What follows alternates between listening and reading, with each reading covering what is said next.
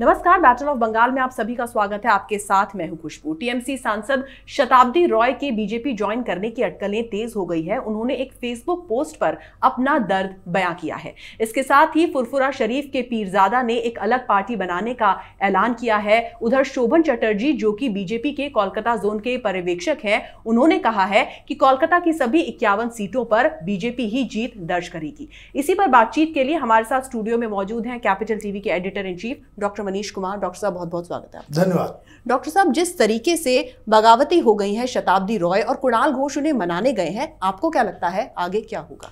देखिए, शताब्दी रॉय एक बहुत ही फेमस और बहुत ही लोकप्रिय एक्ट्रेस रही है वो बंगाल की, और वो टीएमसी में इस तरह के बहुत सारे लोग हैं जो शताब्दी रॉय की तरह बाकायदा अपने आप को पार्टी, जो उनका जो किरदार होना चाहिए राजनीति में, उससे वो एलिनेट हो गई है। उन्होंने जो अपना जो दर्द बयां किया है, वो बता रही है कि हमसे लोग पूछते हैं कि भाई आप आजकल पार्टी के कार्यक्रमों में नजर नहीं आती हैं जी, तो कह रही कि हमें कोई बुलाता ही नहीं है, कोई इन्फॉर्मेशन नहीं होती, कोई इन्फॉर्मेशन कोई बुलाता तक नहीं है। आप तो बस आपने चेहरा दिखा करके तृणमूल कांग्रेस चुनाव जीत गई और उसके बाद ठन ठन गोपाल, कुछ नहीं। तो ये सिर्फ शताब्दी रॉय ही नहीं है। मैं आपको बता दूं कि कई सारे लोग, कई सारे सिटिंग एमपीज, एक दो तो चले गए जी। और मैं आप ये जो सबसे इंपॉर्टेंट चीज क्या है कि ये किसी भी एमपी के लिए अभी मुश्किल से 2 साल भी नहीं पूरे हुए हैं जी। अभी पूरा का पूरा टर्म बाकी है और वो पार्टी छोड़ने को तैयार है। इसका मतलब बिल्कुल साफ है कि इन नेताओं का तृणमूल कांग्रेस के अंदर दम घुटने लगा है। वो अब नहीं चाहते हैं कि ये लोग क्या वो तृणमूल में रहें, क्योंकि 2-3 इसके कारण हैं जी। एक, तृणमूल कांग्रेस को जिस तरीके से ममता बनर्जी चला रही है, जिस तरीके से अभिषेक बनर्जी इन नेताओं के साथ ट्रीट कर रहे हैं, और जिस तरीके से प्रशांत किशोर को इन लोगों ने पार्टी के ऊपर बिठा दिया है, सारे डिसीजन मेकिंग प्रोसेस का उसके हाथ में सारा प्रोसीजर दे दिया गया है, उससे सारे लोग खफा हैं जी। इसमें 2 चीजें होती है। एक तो आप एक एमपी के रूप में जो आपको काम करना चाहिए वो आप काम कर नहीं पा रहे।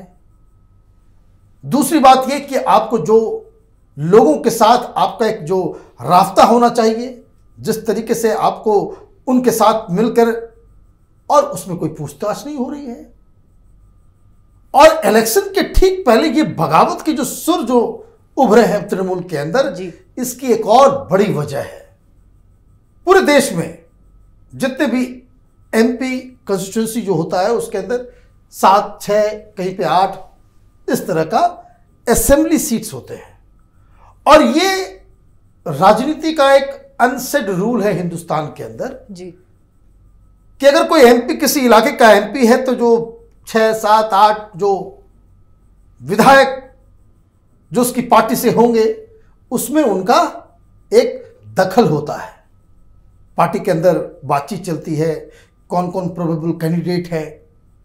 आप अपनी राजनीति करते हैं तो अपने कंस्टिट्यूंसी में आपके अपने लोग होते हैं जी, जो आपके साथ इस आशा के साथ आपके साथ जुड़ते हैं, पैसे खर्च करते हैं, मोबिलाइज करते हैं, मेहनत करते हैं, राजनीति करते हैं, लोगों की बातों को सुनते हैं कि ये सोचकर कि एमपी के साथ मैं काम करूंगा तो मुझे असेंबली में विधायक का सीट जो है वो हमको उम्मीदवार में बन जाऊं।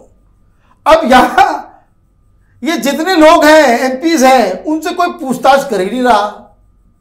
किसको किसको कैंडिडेट मिल रहा है, उसको अखबार से खबर मिल रही है कि भाई तृणमूल का ये उम्मीदवार हो सकता है। तो ऐसे में तो उसको एक अपना पर्सनल लॉस तो हो ही रहा है कि जो उनका जो फेस है जी, वो खराब हो ही रहा है। दूसरा कि उनको घुटन इस बात की हो रही है कि कोई पूछताछ भी नहीं कर रहा है। तो मैं आपको बताऊं, शताब्दी रॉय को मनाने की प्रक्रिया चालू हो गई है। शताब्दी रॉय इसलिए इंपॉर्टेंट है तृणमूल के लिए कि तृणमूल का ये टेक्निक रहा है कि वो वहाँ की जो बंगाली फिल्म इंडस्ट्री है उसमें से एक्टर, एक्ट्रेसेस, इन लोगों को ये आगे करके इनके चेहरे का इस्तेमाल करके ये चुनाव जीतने का काम ये ममता बनर्जी शुरू से करती आ रही है। अभी भी बहुत सारे लोग हैं जी अब देखिए किस तरीके से नुसरत है, मिमी चक्रवर्ती है, शताब्दी रॉय है, तो ये बहुत सारे इस तरह से मुनमुन सेन हुआ करती थी। तो ये सारे लोग जो हैं वो उस चीज को लेकर के अब नाराज चल रहे हैं कि हमको तो इस्तेमाल कर लिया और अब हमें जो है बिल्कुल जैसे चाय से मक्खी निकाल के बाहर फेंक देते हैं, तो उस तरह से उनको फेंक दिया गया है। तो इस तरह से भी 8-9 नाम हैं तृणमूल कांग्रेस के सिटिंग एमपीज जो पार्टी से नाराज चल रहे हैं। अब वो बीजेपी में जाएंगे नहीं जाएंगे, इसके ऊपर बीजेपी की आज बैठक भी हो रही थी जी। जो तमाम जो बीजेपी के जो लीडर हैं बंगाल के, वो सब दिल्ली में हैं और वो इस बात को तय करेंगे कि 7-8 एमपी जो बीजेपी आना चाह रहे हैं और 41 एमएलएज हैं जो भी बीजेपी की तरफ आना चाह रहे हैं कि उनको कैसे एडजस्ट किया जाए, क्या उनको लेना ठीक होगा, किनको लिया जाए, किनको छोड़ दिया जाए, किनसे इस्तीफा ले लिया जाए, उनको टिकट नहीं दिया जाए, बाकी दूसरी जगह उनको एडजस्ट किया जाए। तो ये रणनीति चल रही है। मतलब ये कि ममता बनर्जी की जो नैया है वो डूब रही है, लोग जो है वो भाग रहे हैं एक ऐसे नाव की तरफ जिसके बारे में उनको लग रहा है कि ये दैट विल सेल थ्रू, ये जो है अपने मकसद में कामयाब होने वाली है। तो ये बंगाल की राजनीति का एक अहम पहलू है। अभी ये 1-1.5 महीने तक चलता रहेगा। कई सारे लोगों को ये खबर इसलिए भी ज़्यादा इंपॉर्टेंट है, डराने वाली है टीएमसी समर्थकों के लिए, क्योंकि जो प्रशांत किशोर ने जो लिस्ट बनाई है उसमें कई सारे सिटिंग एमपीज का पत्ता साफ कर दिया गया है। ये अपने आप में एक बहुत बड़ी खबर होगी जब टिकटों का बंटवारा होगा टीएमसी के अंदर और वे सारे लोग, ममता बनर्जी को तो कोई ढेंस लगाएगा नहीं, कोई उसको उसके ऊपर ठीकरा फोड़ेगा नहीं। ये अभिषेक बनर्जी और प्रशांत किशोर के नाम को लेकर के ये लोग फिर जिनको टिकट नहीं मिलेगा वो पार्टी छोड़ देंगे और क्या करेंगे जी, बिल्कुल। तो ये जो डर है और ये जो खबर है वो टीएमसी के लिए बहुत ही घातक साबित होने वाली है। और मनीषी, जिस तरीके से जो फुरफुरा शरीफ के पीरजादा हैं उन्होंने ये ऐलान कर दिया है कि वो मुसलमानों के लिए, दलितों के लिए, इसके साथ ही आदिवासियों के लिए एक नई पार्टी बनाएंगे और 21 तारीख को उसके नाम का ऐलान होगा।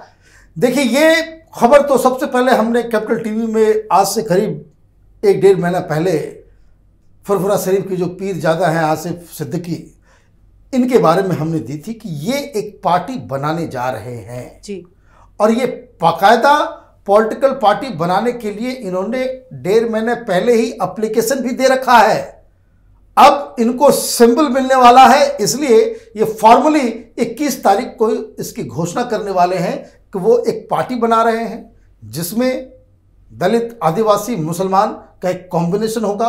हालांकि ये तो कहने के लिए है, दरअसल ये प्योर एक मुस्लिम पार्टी होगी जो 60 से 80 सीटों के ऊपर चुनाव लड़ेगी।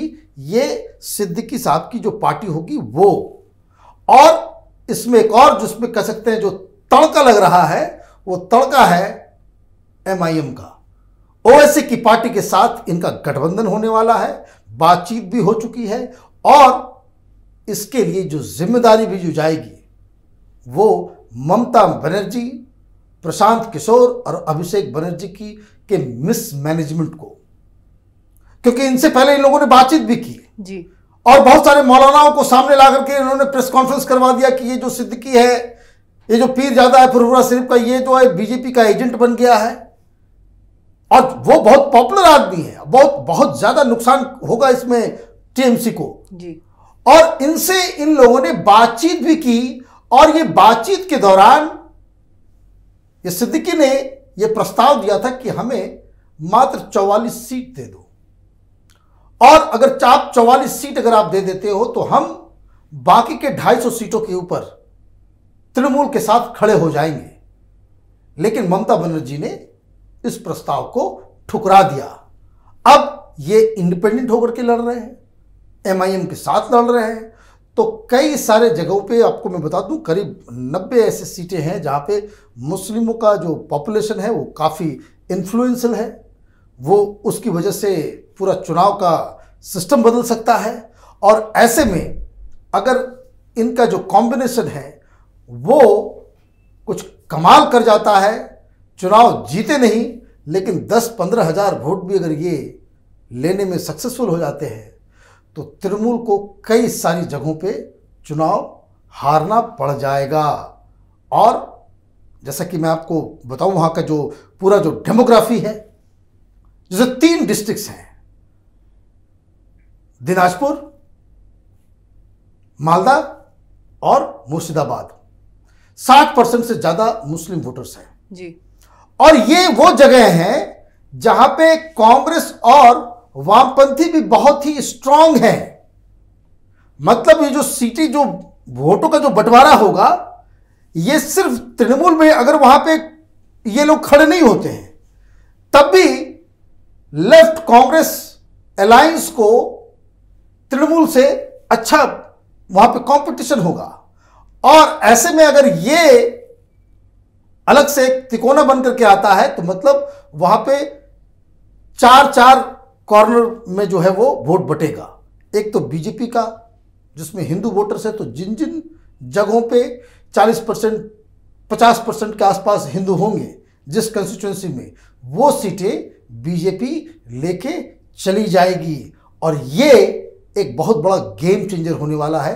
ममता बनर्जी ने अब तक चुनाव जीतने के लिए कोई बड़ा, जिसको कह सकते हैं, चाल तो वो नहीं चल सकी, लेकिन कैसे वो चुनाव में हार सकती है वो सारे काम वो करते जा रही है लगातार। और ये जो फुरफुरा शरीफ और एमआईएम का जो कॉम्बिनेशन आने वाला है, ये बड़ा ही पजलिंग होगा टीएमसी के समर्थकों के लिए। जी, और मनीष, जिस तरीके से शोभन चटर्जी ने कहा है कि कोलकाता की सभी 51 सीटों पर बीजेपी ही जीत दर्ज करेगी, आपको लगता है उनकी बात में दम है? देखिए, बिल्कुल दम है। मैं 3 दिन तक कोलकाता में ही मैं था। हम लोग बहुत जल्द ही बांग्ला लैंग्वेज में कैपिटल टीवी बांग्ला लॉन्च कर रहे हैं। जिस तरह से हम लोग हिंदी में चलाते हैं तो उसका बंगाली वर्जन भी आएगा। और हमने इस दौरान बहुत सारे लोगों से बातचीत की। इनके बारे में बताया जा रहा है कि इज वेरी, उसको कह सकते हैं कि जो मैनेजर होता है टीएमसी का पूरे कलकत्ता उसके आसपास के इलाकों में, और इज वेरी पॉपुलर, बहुत कनेक्टेड है। और साथ ही साथ जो भद्र लोग हैं कलकत्ता के अंदर, जो बीजेपी के साथ अभी खुलकर नहीं है, इनकी वजह से वो भारतीय जनता पार्टी के साथ शामिल हो जाएंगे। और कलकत्ता और आसपास का मूड 2019 के लोकसभा चुनाव और अभी के चुनाव में एक बहुत ही बड़ा फर्क नजर आ रहा है कि अब वहां का जो यूथ है, वहां जो जॉब ढूंढ रहा है, जो पढ़ाई करके निकला है, जिसके सामने पूरा फ्यूचर अंधकार नजर आ रहा है, ये सारे लोग बीजेपी के साथ खड़े नजर आ रहे हैं। और उनको ऑर्गेनाइज करने में, और मैं आपको बता दूं, इनको और भी बहुत ज्यादा संगठन के अंदर दायित्व भी दिया गया है, क्योंकि ये बहुत बढ़िया मैनेजर है। और इसलिए ये जो दावे कर रहे हैं इसे नकारा नहीं जा सकता। ये कोई दूसरे बीजेपी के लीडर नहीं है हवा हवाई बात करने वाले, वहां के लोग इनको मानते हैं। और ये अब तक मैनेजर रहे हैं, और बीजेपी में जब ये शामिल हुए हैं तो बीजेपी का जो प्रोस्पेक्ट है, क्योंकि पिछली बार 18 सीट पे लोकसभा में फंस के रह गई थी बीजेपी, तो कलकत्ता और उसके आसपास के सारे इलाकों में बीजेपी एक भी सीट नहीं जीती थी। वो 10 सीटों में से एक भी सीट बीजेपी जीत नहीं पाई थी। और ये अब जब मैनेजर इधर आ गया है तो ये समझिए कि माहौल भी बदला है, मैनेजमेंट का तरीका भी बदलेगा। और जो यूथ है और जो भद्र लोग हैं बंगाल का, कलकत्ता और उसके आसपास के, वो भी बीजेपी के साथ आएंगे। तो बीजेपी के लिए बहुत बढ़िया चांसेस बनेगा और इनकी बात सही साबित होगी। और मनीष जी, लॉकेट चटर्जी ने भी बड़ा ऐलान किया। उन्होंने कहा है कि पीएम किसान स्कीम से वंचित रखा है ममता बनर्जी ने वहां के किसानों को, तो जब बीजेपी की सरकार आएगी इस बार तो वो पीएम किसान स्कीम की जो राशि है वो किस्तों समेत देगी किसानों को। तो ये तो बहुत बड़ी खबर है।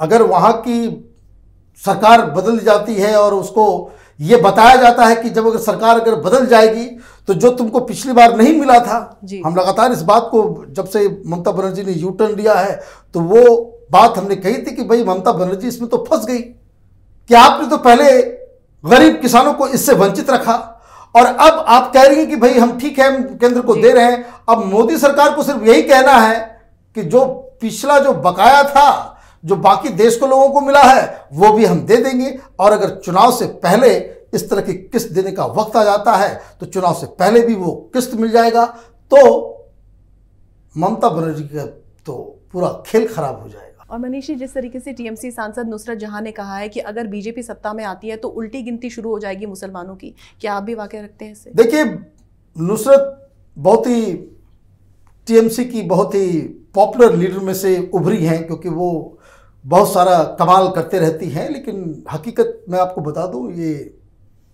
वहाँ के मुस्लिम्स इनसे नाराज़ हैं। और अंदर की बात यह है कि नुसरत खुद भारतीय जनता पार्टी में आने के लिए बेचैन है।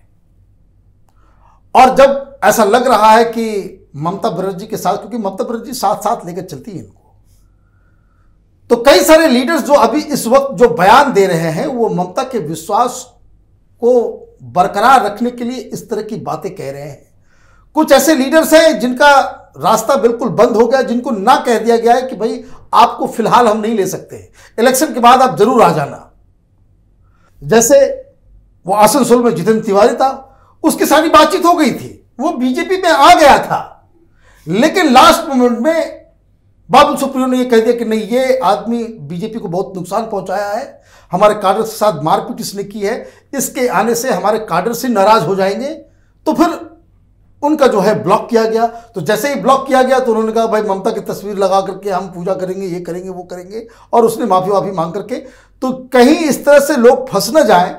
और इसी के ऊपर पूरी बातचीत, पूरी मीटिंग अगले 2 दिनों तक दिल्ली के अंदर हो रही है कि तृणमूल के कौन से, तो ये जो नुसरत का जो बयान है, उन बयानों का मतलब सिर्फ इतना ही है कि वो कोई हकीकत बयान नहीं कर रही है। वो फिर से बसीरहाट से चुनाव जीतने वाली नहीं है, क्योंकि मुसलमान उनसे नाराज हैं जी। क्योंकि जिस तरीके से वो दुर्गा पूजा में डांस करती हैं, जिस तरीके से लोगों ने वो किया, जितना कंट्रोवर्सी सोशल मीडिया में आया, तो वो एक अलग कहानी है। लेकिन वो बीजेपी में हाथ पैर मार रही है, इसकी जानकारी बंगाल के सारे पॉलिटिशियंस, सारे उस पॉलिटिकल कॉरिडोर जो है बंगाल का, उसमें लोगों को मालूम है। लेकिन फिर है क्या कि ममता बनर्जी के लिए ये सारी जो घटनाएं चल रही हैं, कौन कौन लोग बीजेपी में चले जाएंगे, कौन जो उनके साथ अभी चल रहा है, कल जो है वो पल्ला झाड़ के कब किसी दूसरी पार्टी में चला जाए, कब डिच कर दे, ये ममता बनर्जी को स्वयं पता नहीं है। और यही तृणमूल कांग्रेस की सबसे बड़ी चुनौती है। जी मनीष जी, बहुत बहुत शुक्रिया इस तमाम जानकारी के लिए, धन्यवाद। तो जैसा कि नुसरत जहां की बात है, तो ममता बनर्जी से समझदार तो उनके सांसद हैं, वो हिपोक्राइट बनकर डबल गेम खेल रहे हैं। जब तक वो टीएमसी में है, बीजेपी में नहीं जा पा रहे हैं, तब तक बीजेपी के खिलाफ बयानबाजी कर रहे हैं ममता बनर्जी को खुश करने के लिए, और साथ ही साथ इस पर भी काम कर रहे हैं कि वो आने वाले समय में बीजेपी में शामिल हो जाएं। अगर ममता बनर्जी ने भी थोड़ी बहुत डिप्लोमेसी दिखाई होती, इतनी ज्यादा गलत बयानबाजी ना की होती, तो शायद कुछ बात बन सकती थी। अगर आपको हमारा यह वीडियो पसंद आया तो इसे लाइक करें, शेयर करें और कैपिटल टीवी को सब्सक्राइब करें। नमस्कार।